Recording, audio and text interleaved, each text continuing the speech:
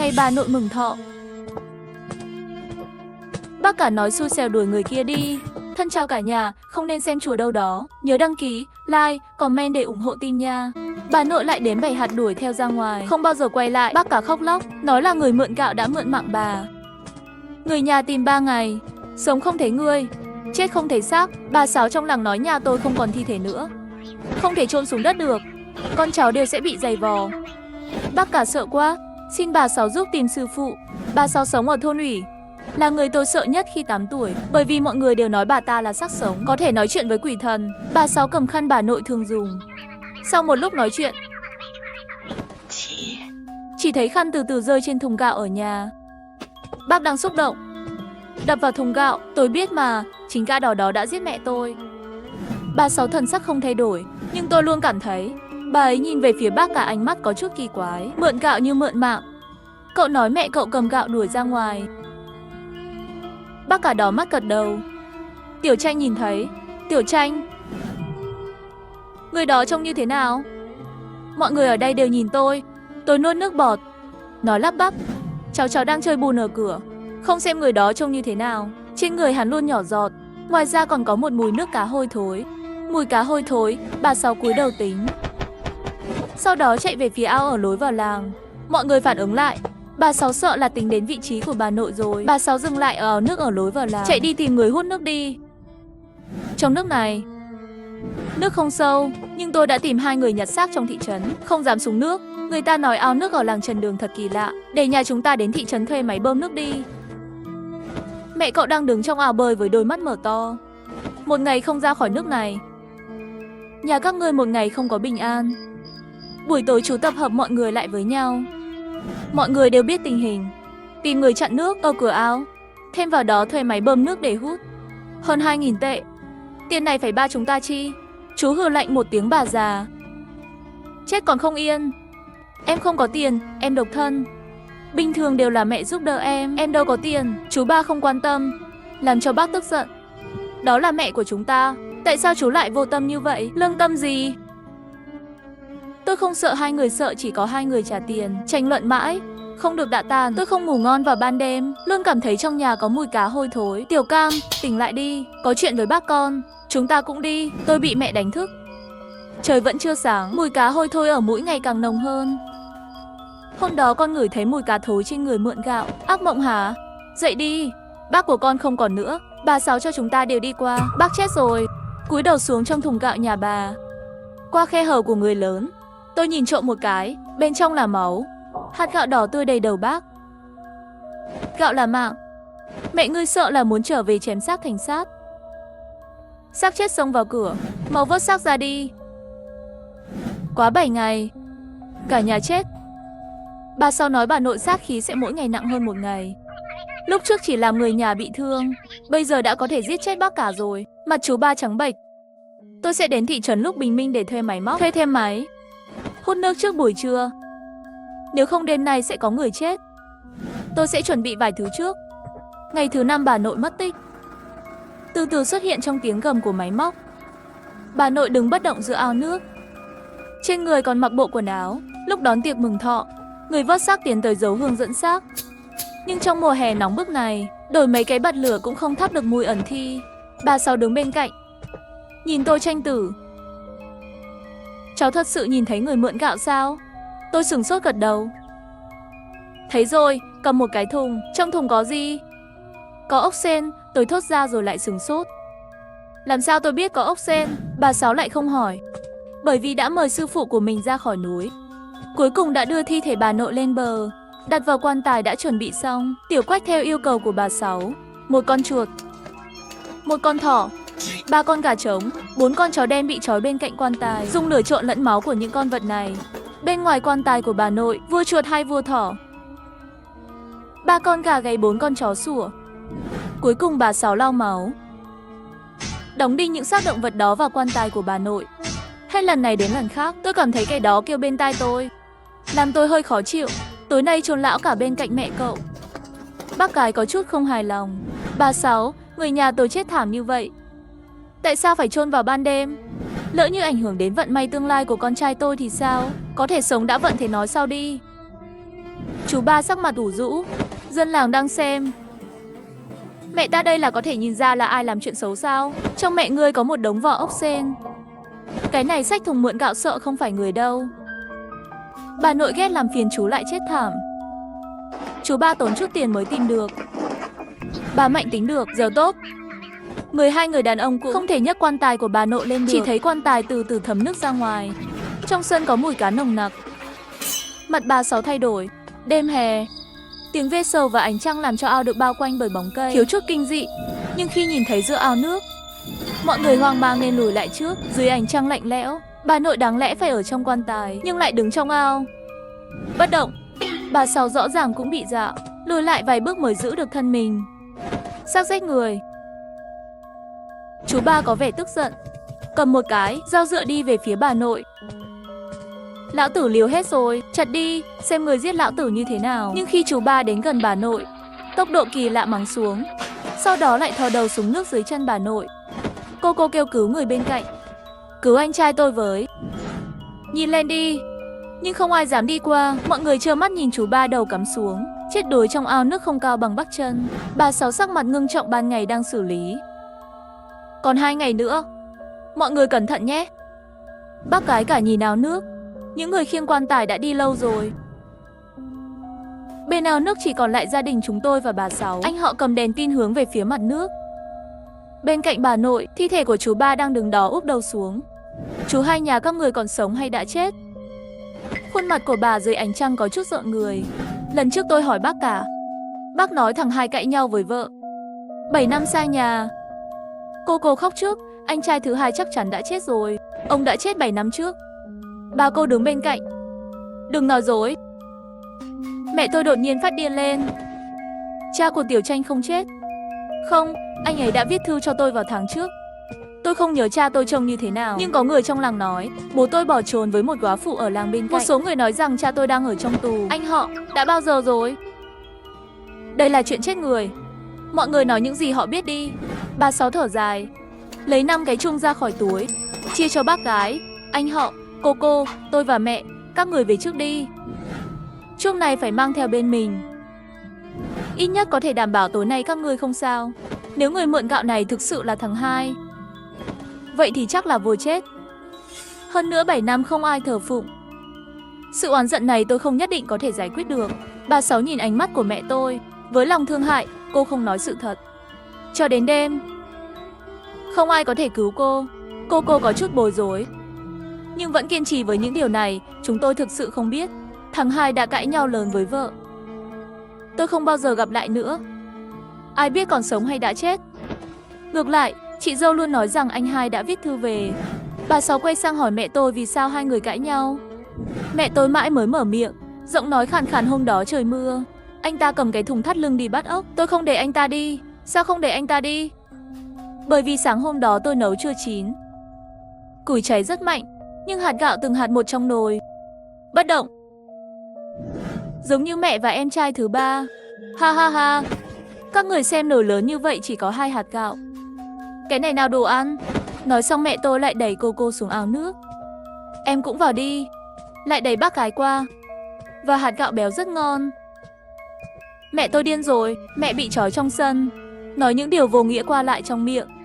Anh họ Quý đốt giấy.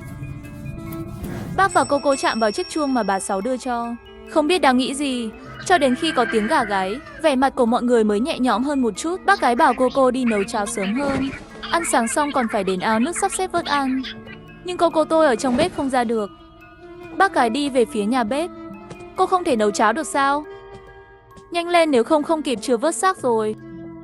Cô lại mặt trắng đứng trước bếp. Chị xem gạo này trong nồi. Đừng bất động, hạt gạo trong nồi giống như xác chết đứng trong ao nước. Bác gái hét lên, mau đi gọi bà Sáu đến. Đi, không phải bà Sáu tối qua nói gạo nấu không chín. Không thể ra ngoài sao? Bác gái nhìn cô một cái, quay đầu lại nhìn tôi tử tế. Tranh tử, những gì mẹ cháu nói đều là điên rồ. Cháu đi gọi bà Sáu tới. Lát sách trong phòng đều tặng cho cháu. Bên cạnh cột, mẹ tôi cũng nhìn chằm chằm vào chúng tôi. Nhìn chằm chằm, mắt đen, rợn người. Cô không biết nghĩ đến cái gì. Đổ một bát cháo chưa nấu xong đưa cho mẹ tôi. Chị ơi, chị thử xem cháo này có chín không nhé. Người anh họ Quý đốt giấy cũng nhìn lại. Mẹ tôi đang bị theo dõi. Ném bát cháo đó xuống cách đó không xa văng hết quan tài. Con sống là người chết ăn, tôi không ăn. Anh họ đột nhiên đứng dậy, bởi vì nơi quan tài bị đập vỡ, từ từ mở ra một cái lỗ. Lần này cô cũng sợ. Tiểu Tranh Tử mau đi gọi bà Sáu. Mẹ vẫn đang nói nhảm. Nói cái gì gạo không ăn được không thể đi ra ngoài. Tôi cầm chuông và đứng cạnh mẹ tôi. Mẹ không cho cháu đi. Mặc dù sự cám dỗ của sách là rất lớn, nhưng tôi tin mẹ tôi. Hơn nữa cái chết của bác cả và chú ba ảnh hưởng lớn đến tôi không dám ra ngoài một mình, ngay cả trong ngày. Trong im lặng, có vẻ như tiếng quan tài đặc biệt lớn. Anh họ đang đứng trước quan tài. Tiếng kêu của bác cái dường như hoàn toàn không nghe thấy. Được rồi, còn sống, tôi không có một cuộc sống tốt đẹp, chết còn muốn tra tấn tôi. Cút đi, bác cái sợ tức giận. Ném chuông vào quan tài. Không biết đang đập cái gì, ngươi có gì nhắm lại ta? Đừng cử động con tôi, bác cái vừa la vừa mắng, đi về phía quan tài. Chuông rơi trên quan tài, một chút khói đen bốc ra, cho đến khi bác cái, anh họ, kéo dây kéo ra xa quan tài. Họ mới không chịu nổi, ngã xuống đất khóc lóc. Anh họ mặt trắng bệch, giống như nhìn thấy cái gì đó không ổn. Cửa bị gõ, không phải ai, mà là một ông lão bụi bặm. Cô hỏi ông ta có chuyện gì trước, nhưng người nọ lẳng lặng đi thẳng đến quan tài của bác. Chỉ thở dài một hơi, tôi vẫn tới muộn. Rồi, người đó liền nói chuyện 6 ngày qua của nhà tôi. Có lẽ các bạn sai rồi. Xác chết mở mắt dưới nước cần phải đi oán giận trước, chờ thi thể nhắm mắt mới có thể vớt thi thể vào quan chôn cất. Đây là một. Thứ hai, 5 người các ngươi lấy chuông đổi thành oán linh. 5 giờ thành trận, trận thành ác. May mà các người chỉ lấy một bát, tôi chỉ mang thêm một bát nữa với cái quan tài này. Bên trong yếu dần, không ai có thể cứu các người. Chuông của bà cụ rơi bên cạnh quan tài. Bác cái vốn còn đang do dự không biết có nên đi nhặt hay không, bây giờ lại thở phào nhẹ nhõm. Tôi đã nói bà Sáu không được. Nhà chúng ta chết rồi, điên rồi. Chú ba còn ở trước mặt bà Sáu chết, bà ta cũng không cứu được. Bác cái vội vàng tiến lên cao nhân. Ông nói chúng tôi phải làm gì? Cô cau mày. Người này có thể đã nghe nói về gia đình chúng tôi. Nói dối. Vẫn là bà Sáu có thể tin. Tôi là Trần Kỳ Sơn mời tới. Ông lão nói tên của bác, nhưng bác đã chết rồi. Bác cái sửng sốt một chút, vỗ tay. Tôi nhớ ra rồi. Người chết đã nói rồi, muốn mời thêm một cao nhân đến đây. Hắn sợ chết. Anh Đường cũng tỉnh lại. Bà Sáu kia là muốn hại chúng ta sao? Tôi vừa thấy bố tôi ngồi dậy. Đó là lý do tại sao quan tài bị nứt. Ông lão đưa tay ra hiệu chúng tôi đưa chuông cho ông ấy. Yên tâm, lấy chuông đi là không sao đâu. Sau khi cha người chết, tôi vẫn có thể cứu được mạng mấy người. Ông lão quay sang anh họ nói. Chỉ là bà của cậu hơi khó khăn thôi. Khi thuật sĩ này ra khỏi nước, oán khí khó tan, chỉ có thể đàn áp. Các cậu chuẩn bị những thứ đã dùng của họ như một sự đàn áp. Người mượn gạo là người hay ma đều không quan trọng. 7cm khiến người ta mượn 7 năm nuôi tay. Làm quỷ liền mượn 7 ngày. Vì vậy, gốc rễ là nhiều thế kỷ oán giận vẫn chưa biến mất, sẽ gây hại cho thế hệ tương lai. Lời nói của ông lão khiến cô gái do dự một lúc, đưa cái chuông cho ông lão. Ngay lúc này, mẹ Đạt lấy chuông của tôi, sau đó đạp mạnh xuống. Đồ xấu. Đồ xấu, bà mẫu hoảng sợ rồi. Cao nhân, ông lão này với tay không sao. Phá hủy thì không sao đâu. Trong ngày sẽ không có chuyện gì, hôm nay cũng không vớt được. Các ngươi tạm thời xem bà Sáu muốn làm gì, cứ hợp tác. Chỉ là những gì bà ta đưa cho, đừng lấy. Ông lão nói. Chuyện phức tạp hơn ông ta nghĩ, cần chuẩn bị trước. Nhưng tối nay sẽ đến canh chừng chúng ta. Bác cái thấy ông lão muốn đi. Vậy gạo chưa nấu chín, chúng ta có thể ra ngoài không? Ông lão sửng sốt một lúc, lại theo bác cái vào bếp. Sau lần này, khi mọi người gặp bà Sáu ở ao nước, tất cả đều có chút không tự nhiên. Khi người vớt xác đang thắp hương, bà Sáu đứng ở một bên sắc mặt âm trầm. Ban ngày, hai vật thể trong nước dễ thấy hơn. Đôi mắt mở to của bà dường như đang nhìn đám đông bên ao nước. Chú ba với trán cắm ngược xuống. Dưới ánh mặt trời mọi người mới nhìn rõ đầu. Nó ở trong một cái xô cũ nát. Cô run rẩy hỏi bác cái. Cô trước đây có nói không? Nhị ca đi ra ngoài là xách thùng đi bắt ốc sên. Bác cái cũng sợ. Quay sang người mẹ bị trói tay. Chị dâu của cô bị điên rồi. Những gì cô ấy nói cũng tin. Mẹ tôi thấy cái gì đó buồn cười. Cười khúc khích, chỉ vào con ốc lớn của chú ba.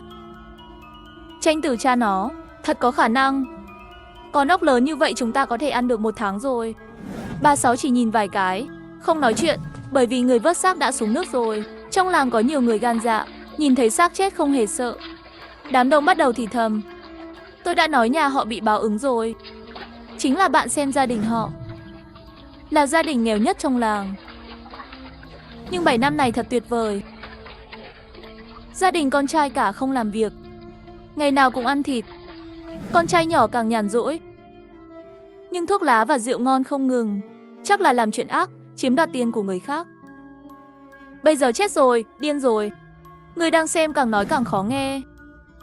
Nhưng chúng tôi không có tâm trí để quan tâm. Người vớt xác giống như nhìn thấy thứ gì đó hại người, vội vàng rút về. Chị ơi, công việc này chúng tôi không nhận được. Xin lỗi, bà Sáu sắc mặt xấu xí. Các anh nhận công việc này thì phải cứu lấy. Đó là quy tắc. Không phải chúng tôi phá luật. Thi thể thẳng đứng này chúng tôi cũng vớt qua rồi. Nhưng toàn thân đầy ốc sên chúng tôi không dám động đậy. Chúng ta tuy là làm ăn của người chết, nhưng cũng có 3 cái không chạm vào. Áo đỏ. Thi thể có mùi lạ. Thi thể có vật sống. Ốc trên cơ thể vẫn đang di chuyển. Chúng ta không chạm được. Xin lỗi, bà Sáu thở dài. Nếu là trưa mai, không thể tìm thấy một người vớt xác sẵn sàng đến. Chỉ có thể người nhà đi vớt. Cô và bác nhìn nhau. Có vẻ đồng ý, lão già kia của Nhiên như thần. Chỉ có tôi nheo mắt nhìn ra giữa ao nước. Mùi cá hôi quen thuộc đó đã từ từ tràn về phía ao bơi rồi. Nhưng dường như mọi người đều không ngửi thấy. Ngoại trừ bà Sáu hơi cau mày. Sao có thể có nhiều ốc như vậy? Tranh tử, cháu nói nhìn thấy xô của người mượn gạo có ốc sên. Cháu có thấy không? Không, nhưng tôi chỉ biết rằng cùng một lý do đề cập đến là ốc sên. Vậy ba của bạn đến bày hạt gạo, có đuổi theo không? Tôi nhớ kỹ, nhưng chỉ nhớ bóng lưng bà cầm gạo ra. Tất cả đều là kiếp nạn. Gia đình các người đang gặp nguy hiểm. Tranh tử, tối nay con canh chừng mẹ con nhé. Ai gọi cũng đừng trả lời. Chuông nhất định không được rời đi. Tôi muốn nói với bà Sáu rằng chuông của tôi đã bị hỏng rồi. Tôi muốn nói với bà, chuông của tôi bị hỏng rồi. Bác cái liên tục trả lời. Sau đó kéo tôi qua. Quan tài của bác tôi vẫn còn ở trong sân. Tiểu Quách đề nghị chúng ta đều ở trong phòng chính trải sàn. Sống chung cũng an toàn. Bác cái thì chờ đợi cao nhân đến bảo vệ. Cho đến khi tôi ngủ với mẹ tôi, ông lão cũng không xuất hiện. Trong giấc ngủ, tôi cảm thấy như có gì đó nhỏ giọt trên mặt. Lau tay đi. Cá hôi thối nồng nặc không đến. Tỉnh lại đi. Mẹ buộc vào giữa hai tay. Cầm một cái chuông ngay trên ngực tôi. Cô dựa vào bàn đã ngủ rồi. Bác cái ở bên cạnh. Anh họ nằm trên chiếu, ngáy. Mọi thứ có vẻ bình thường, nhưng mùi hôi thối trên mũi tôi vẫn còn đó. Cảm giác ẩm ướt trên đầu ngón tay nhắc nhở tôi. Cảm giác vừa rồi không phải là mơ. Tôi nhìn một vòng nữa, nhận thấy mùi là từ người bác cái ngủ nghiêng. Cái đó đến, chưa đợi tôi dậy, cô đột nhiên tỉnh dậy. Sau đó là tiếng hét chói tai. Cô lắc ngón tay về phía bác cái. Mẹ tôi cũng bị đánh thức, cười với bác cái. Ốc xào lên bàn rồi. Ha ha ha, tranh tử đi ăn. Tôi đứng lên, lúc này mới nhìn rõ bà cô lớn nằm nghiêng, mặt đầy ốc sên. Anh họ vừa khóc vừa cười. Hét vào sân đi. Có bản lĩnh ra đây. Cô ngã khỏi ghế, lăn và bò ra ngoài cửa. Đó là lúc ông lão từ ngoài viện vào, thay quần áo, trông có chút giống cao nhân. Không nói tối nay canh gác chúng ta sao? Mẹ tôi chết rồi. Chết rồi, anh họ. Nắm chặt vạt áo ông lão không cho buông. Tôi đi đến ao rồi. Cả ba và chú ba của cậu đều không sống trong ao nước. Nhưng tôi đến từ đó, phát hiện trên đường đi đều là ốc và bùn lầy. Ông lão vào nhà kiểm tra thể trạng của bà bác gái, lại quay đầu nhìn chuông của tôi. Chuông của ai còn ở đây? Tôi vô thức đứng trước mặt mẹ. Của tôi bị dẫm hỏng rồi. Ông lão cau mày nhìn tôi, sau đó lại nói với anh họ. Trong ao nước còn có một cái xác, đã sửa thành oán xác, cũng là người của gia đình cậu. Mặt anh họ thay đổi một chút, mới kéo cô lại đây. Bây giờ chết rồi. Điên khùng, nói hết những gì cô biết đi. Nếu không mọi người thật sự không được sống. Cô tôi không dám vào nhà, chỉ đứng ở cửa, nói về 7 năm trước. Cô ấy nói cái thi thể trong ao chắc là bố tôi. Mọi người đều nghĩ anh hai cãi nhau với vợ rồi bỏ nhà đi, hoặc gặp rắc rối bên ngoài và bị bắt vào tù. Anh ta từ nhỏ đã thích gây rắc rối, nhưng 7 năm trước tôi đã thấy.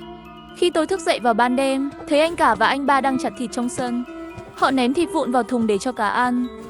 Sau khi họ đi, tôi tìm thấy một ngón tay trên mặt đất. Cô nói, hôm đó anh ấy nghe thấy bác và chú ba nói về bố tôi. Nói bố tôi quá thẳng thắn, không hiểu nguyên tắc, Bác cả nói nếu không cũng không cần phải giết con thứ hai.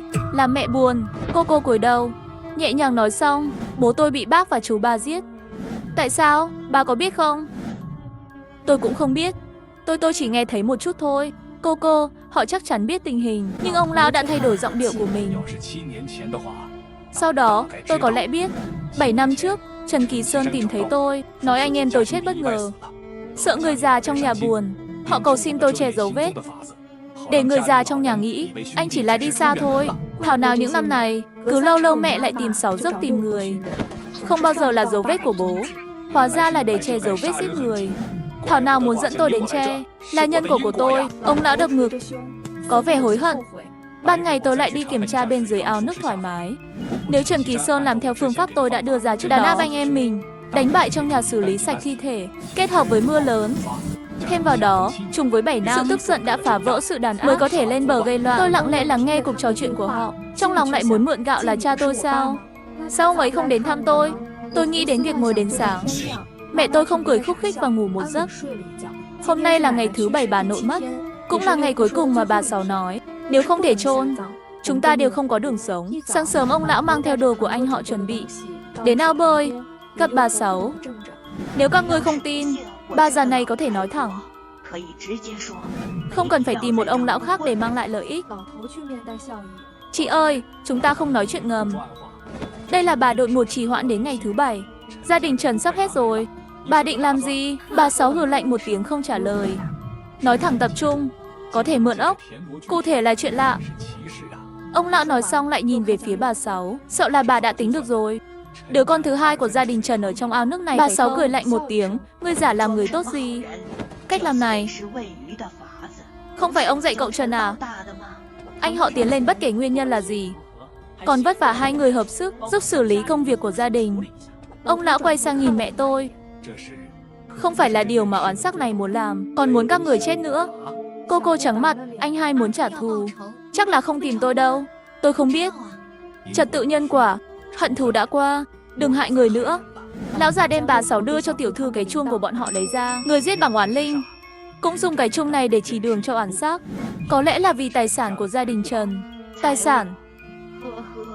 Nếu tôi cầu tiền, có cách khác. Hôm nay người sẽ không chôn cái xác này đâu. Ta muốn bọn họ Trần gia đều chết. Bà Sáu không còn thân thiện, bộ dạng điên cuồng khiến tôi có chút sợ hãi. Cô tức giận bà Sáu. Ngươi không có thủ oán với Trần gia chúng ta. Mấy năm nay bà chuyển đến làng, mẹ tôi còn thường xuyên để bà dùng cơm. Làm sao bà có thể trả thù? Mê mơ, ha. Tại sao cô không đi xuống và hỏi những người anh em tốt của cô? 7 năm trước chặt một hay 2 người?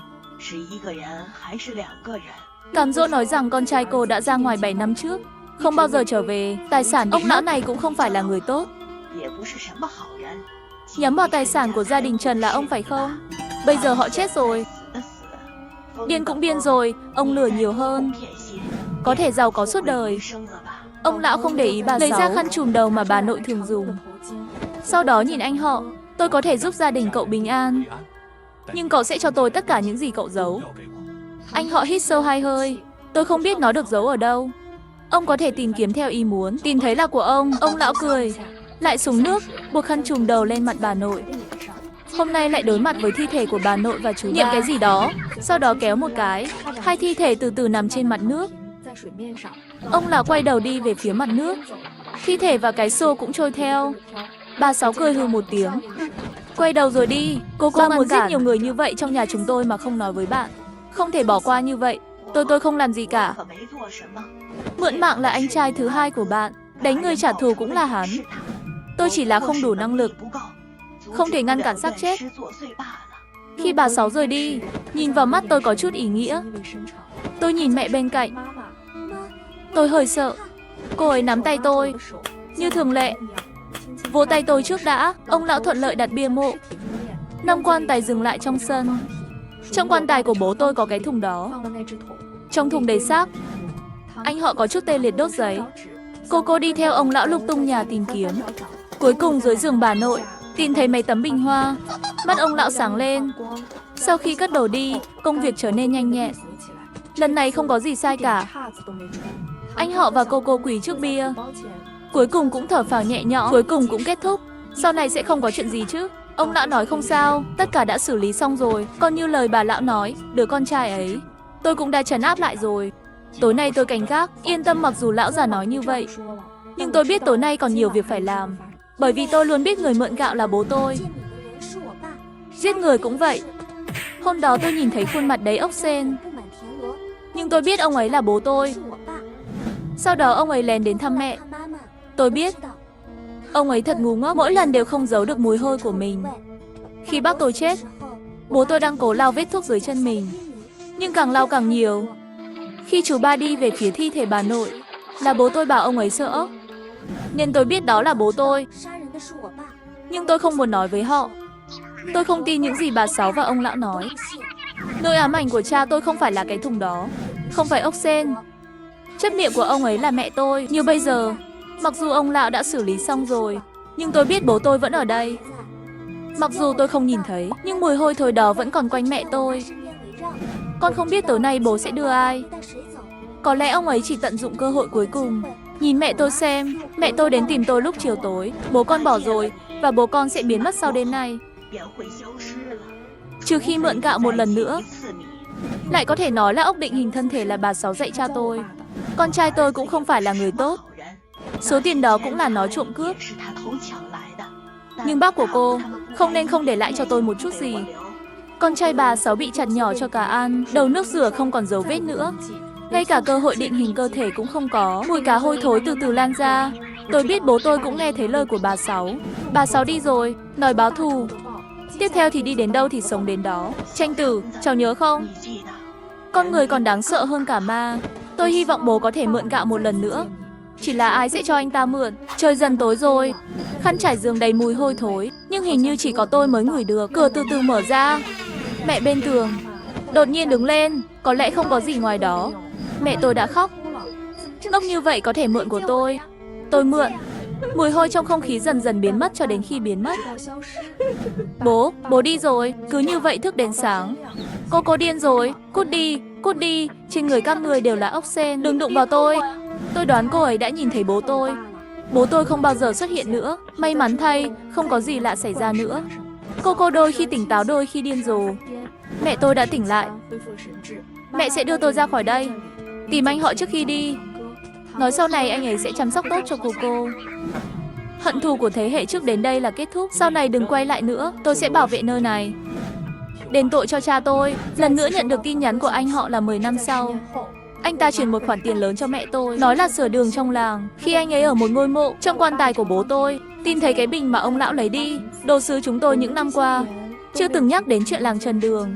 Đôi khi tôi tự hỏi, chuyện ma quỷ thời thơ ấu có phải là cơn ác mộng tôi từng gặp không? Thức dậy coi như là chuyện thật được niêm phong trong ký ức rồi. Mẹ tôi xem tin nhắn của anh họ tôi, thở dài kinh ngạc. Tranh Tử, trông như vậy con có sợ không? Tôi sửng sốt một lúc mới phản ứng lại. Mẹ tôi nói bố tôi trông như thế nào? Không sợ người còn đáng sợ hơn quỷ nhiều. Tôi lặp lại những gì bà Sáu nói khi bà rời đi. Tôi thực sự mong chờ một ngày nào đó bố con sẽ trở lại.